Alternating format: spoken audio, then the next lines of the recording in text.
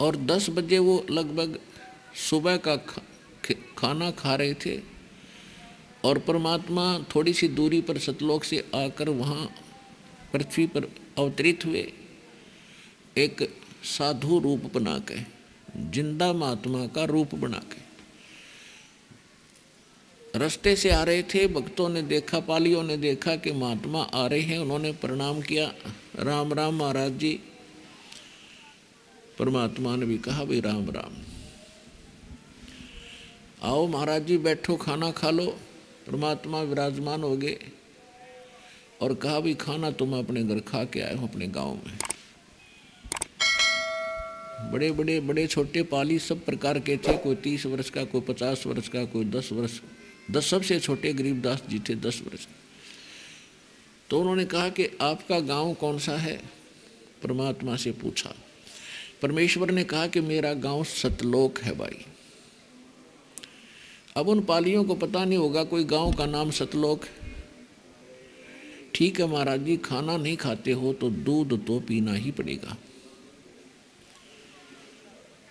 परमात्मा बोले भाई दूध में अगर पिलाओगे दूध तो कंवारी गायों का दूध पीता हूँ। तो जो बड़े पाली थे एज्ड, वो कहने लगे बाबा जी तेरी नीयत को ना दूध पीने की, आप तो मजाक करते हो, कंवारी गायें कभी दूध देती है? परमात्मा ने कहा कि देख लो भाई, आप कह रहे हो कि हम अतिथि को अवश्य कुछ खिला पिला कर भेजते हैं, तो मैं खाने को तैयार हूँ, मुझे कंवारी गाय का दूध पिला दो।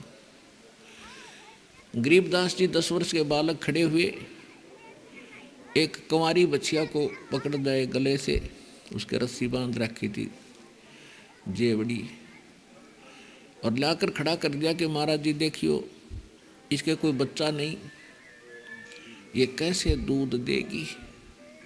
परमात्मा ने कहा कि दूध निकालने का कोई पात्र है तुम्हारे पास?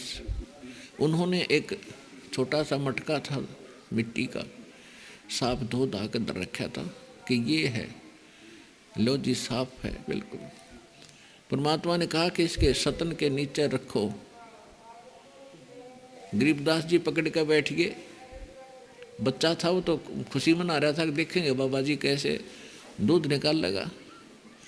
परमात्मा ने कमर पर हाथ मारा, बछिया का आशीर्वाद दे दिया, लंबे लंबे सतन हो गए और दूध की धार चारों थनों से लगातार बह चली और वो पात्र भरते ही अपने आप बंद हो गई। अब सभी आश्चर्यचकित रह गए, बाबा जी तो भाई जादूगर है कोई।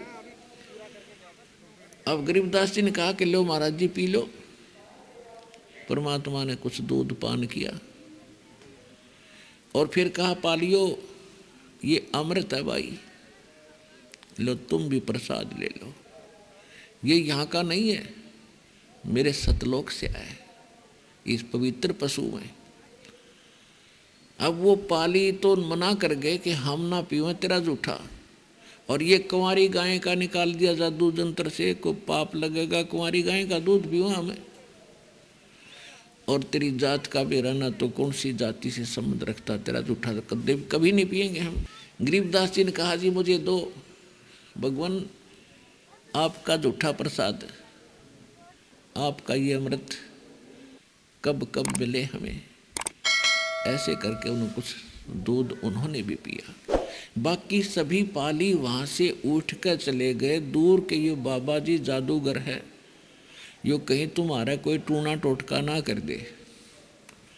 दूर चले गए खेतों में, अपने पशुओं को दूर ले गए। गरीबदास जी अकेले रह गए। दाता चाव यही थे, वो तो आए जिसके लिए थे, सारा खेल करने के लिए। उनको लगे समझाने, बेटा भक्ति किया करो गरीबदास, ये जीवन सदा नहीं रहेगा, असंग जन्म आपको जन्म और मरता होगे, अभी तक आप यहीं भटक रहे हो। एक स्थान और है जहाँ मैं रहता हूँ और जहाँ तुम पहले रहा करते थे।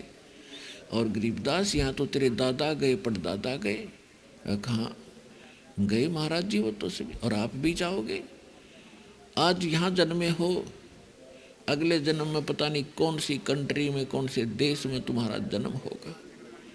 यहाँ आप मांस छूते नहीं और वहाँ मांस के अतिरिक्त कुछ खाओगे नहीं। वहाँ कर्म बिगड़ेंगे तुम्हारे, बुरा हाल हो रहा है। छोटे बालक का जल्दी असर होया करे, बहुत प्रभावित हुआ, एकदम सीरियस हो गया और कहा महाराज ऐसा भी कोई स्थान है क्या, हमारी जन्म मृत्यु भी समाप्त हो सकती है? तब परमात्मा ने कहा हाँ हो सकती है, मैं आपको ऐसा मंत्र दूंगा, ऐसा भक्ति विधि बताऊंगा जिससे बेटा तुम्हारी जन्म मृत्यु भी मिट जाएगी। तब गरीबदास जी ने कहा कि वो स्थान आप जो बता रहे हो मालिक, उसके एक बार दर्शन हो तो विश्वास हो। परमात्मा तो जानबूझ कर ही आए थे और उनको गवाह बनाना ही था। कहा बेटा ठीक है, ये मंत्र प्राप्त कर। प्रथम मंत्र दिया 5 नाम का, जो आप जी को अब 7 नाम के दिए जाते हैं। तो उनको लेकर के सचखंड गए। रास्ते के अंदर सभी ब्रह्मा जी का लोक, विष्णु जी का लोक, शिव जी का लोक, स्वर्ग, नरक, पितरलोक, जहाँ भी जैसी व्यवस्था है वो सब आँखों दिखाई। स्थूल शरीर यहीं छोड़ के आत्मा को निकाल लेते हैं। इसके अंदर एक और शरीर है जो इससे कहीं बेहतर है, अच्छा है। और वो जिस बॉडी स्थूल शरीर में जैसा आकार होता है वैसा ही सेम टू सेम रहता है।